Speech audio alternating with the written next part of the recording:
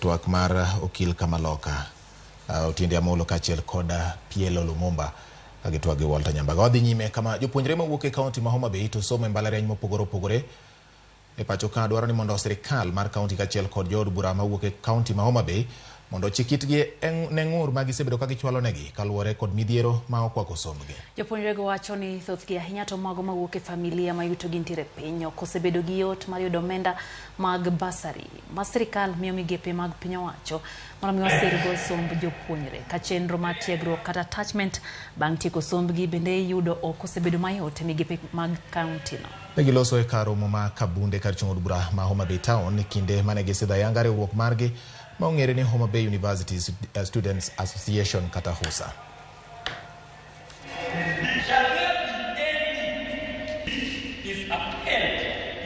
Mokwongo wan gi kwaya adek ne the county government mar Homa Bay. Mokwongo wadwaro bursaries, mar ariyo wadwaro internship, mar adek wadwaro attachment. Adakwayo wabunge wa.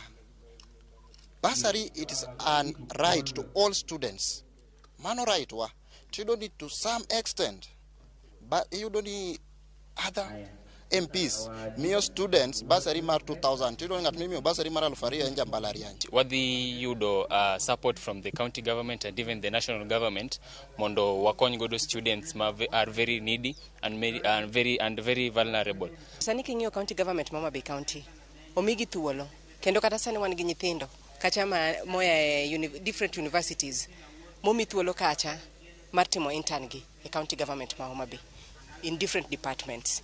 Koro governor ma Homa Bay County Gladys Wanga osotemo kachiel mondo wuoth gi youth gi be kanyakla. Ageno ni gidhi bedo gi paro maliw mar gerore kendo kaka ginyalo konyore kendo kaka inyalo konygi.